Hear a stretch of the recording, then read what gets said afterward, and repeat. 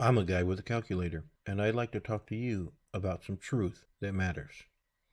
Today I'd like to talk about development fees. What are development fees? Those are fees that are paid by the home buyer for things like police, fire, roads, parks, and general government. These fees have been mismanaged in the past, and as a result, they are now highly regulated. On October 17, 2018, Councilmember Thomas makes a motion to hold a special hearing for the purpose of a public hearing on the Infrastructure Improvement Plan and Land Use Agreement. Okay. Now on to scheduling. We do have one scheduling necessity. Someone would like to make that motion. Mr. Mayor. Councilmember Thomas. Thank you, Mr. Mayor. I move that a special city council meeting be scheduled for January 23rd, 2019 at noon for the purpose of holding a public hearing on the Infrastructure Improvement Plan and land use assumptions. Second. The motion by Councilmember Thomas, a second by Deputy Mayor Knight to schedule a special city council meeting on January 23rd, 2019 at 12 noon for the purpose of public hearing on the Infrastructure Improvement Plan and land use assumptions. Are there any questions or comments on that? Hearing none, all those in favor say aye. Aye. Those opposed, nay. And the motion carries. This special public hearing was necessary because according to Yuma City Charter 157-05C, the Infrastructure Improvement Plan and the Land Use Agreement needs to be updated every 5 years. The problem is that the last time that the City of Yuma approved a land use assumption was January 4th, 2012, and the last time that they approved an infrastructure improvement plan was March 20th, 2013. So that tells you that they're almost 6 years behind on the infrastructure improvement plan and 7 years behind on the land use assumption.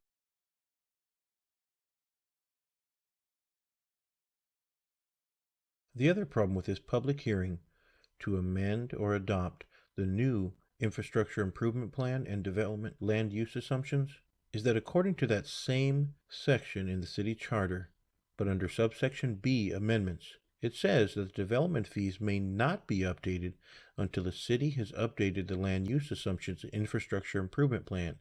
And before amending those, they have to do one of two things. They have to either appoint an infrastructure improvement advisory committee or conduct a biennial audit of the development fee accounts.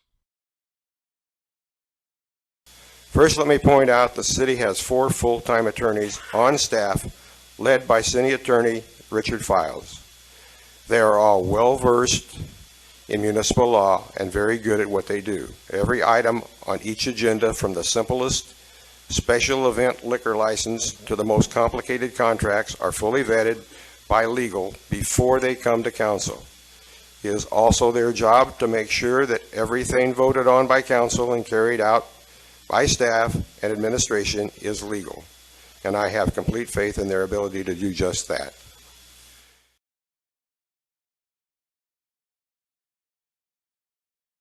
This is Richard Files, the Yuma City Attorney. Like Mr. Knight said, he has a staff of 4 attorneys that review every item that goes before council. So why are we so far out of compliance? Why are we almost 25 months out of compliance on a land use assumption? And why are we 10 months behind on an infrastructure improvement plan? Why did Mr. Files allow Mr. Thomas to make a motion for a special meeting for a public hearing on the infrastructure improvement plan and land use assumption when he had to have known that there had been no public hearing whatsoever on the biennial audit? Why has he chosen to do a biennial audit rather than having a infrastructure improvements advisory committee? I believe these are reasonable questions. Did you know that it was Mr. Files that ordered the development impact fee certified audit, also known as the biennial audit? But we'll talk more about that shortly.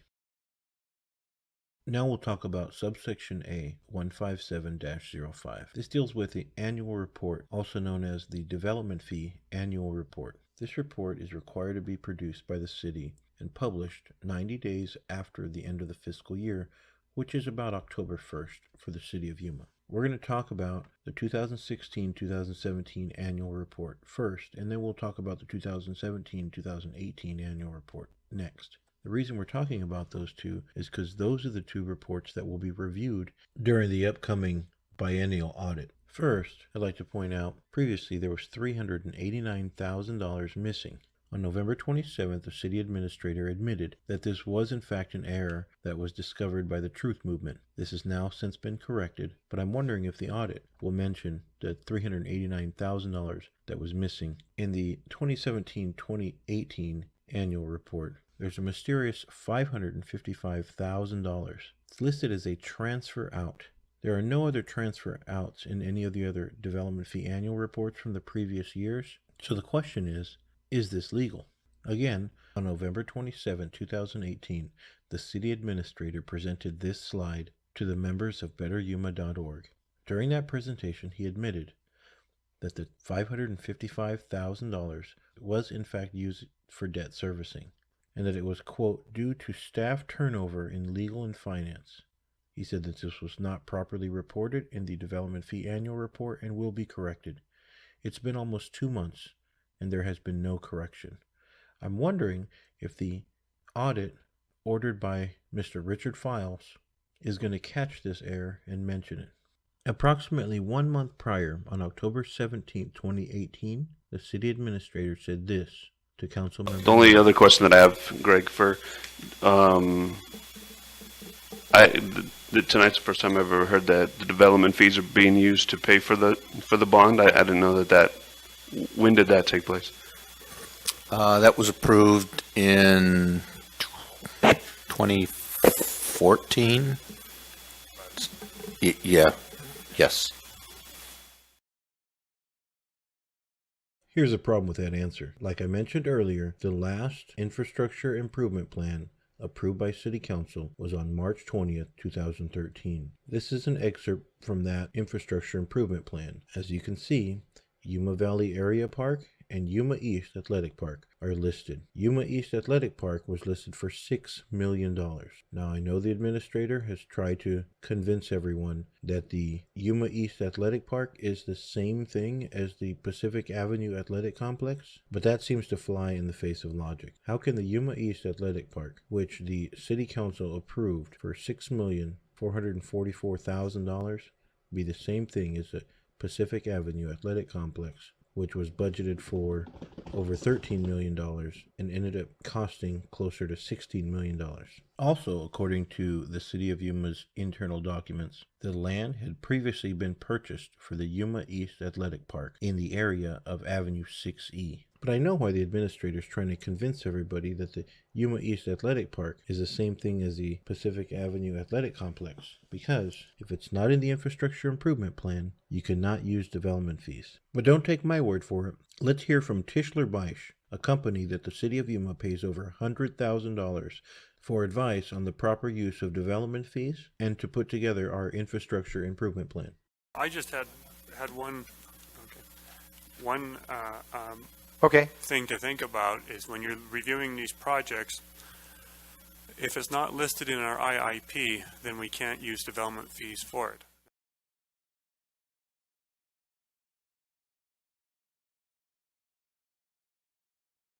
And on April 24, 2018, Deputy Mayor Knight asked about what funds would be used to pay for the bond payment for the PAC.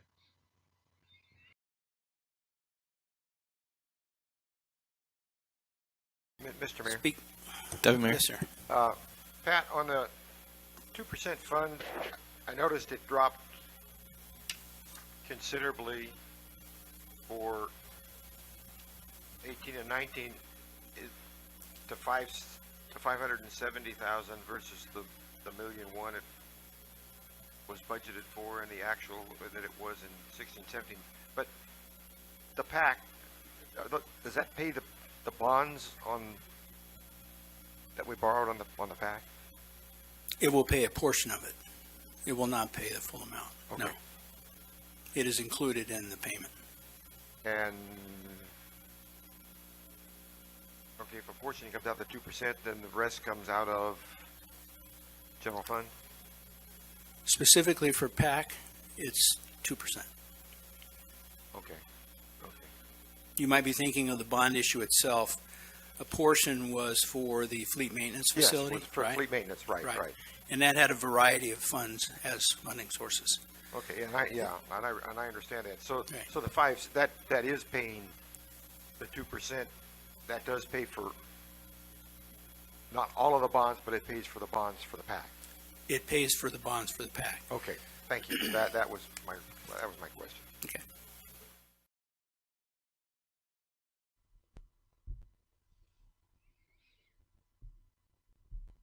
And that's backed up by these documents. These are 2017-2018 excerpts from the City of Yuma budget. As you can see, both under the debt servicing $48 million bond that billed the PAC, you'll see that $1.1 million is budgeted out of the 2% fund. And if you look at the 2% fund, again, you see that $1.1 million is budgeted for the debt servicing. Nowhere is $555,000 budgeted out of development fees to pay for the PAC bond. So I'm hoping that Mr. Files is going to be able to tell us where this $555,000 was authorized by City Council, knowing that the Pacific Avenue Athletic Complex was never in a council-approved infrastructure improvement plan, knowing that the budget never authorized it. And here's some more problematic issues. This is from the 2017-2018 Development Fee Annual Report. As you can see, on account number 328, it starts with $14,000. For some reason, the interest is negative $1,397. That's strange. But even more strange is somehow the City of Yuma was able to spend $151,000 out of that account, even though it only had a beginning balance of $14,000, leaving a debt of $138,000 in that development fee account. How they were able to run a debt on a development fee account, I don't understand. And then finally, when you line up the end of the year totals to the beginning of the year totals, they should be exactly the same. So at the end of the fiscal year 2016-2017, account number 321 had $107,000, but the very next day, which would be July 1st, 2017, that account had $283,000.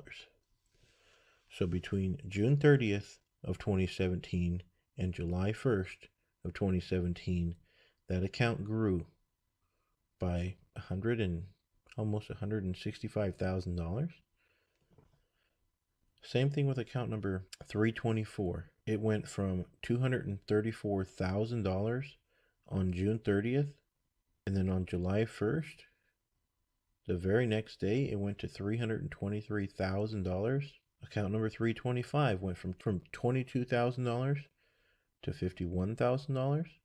Account 341 went from $1.8 million down to $1.7 million in one day.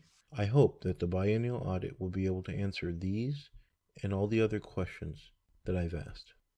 If you like this video and would like to see more like it, please like and share. Contact your city administrator or your city council member.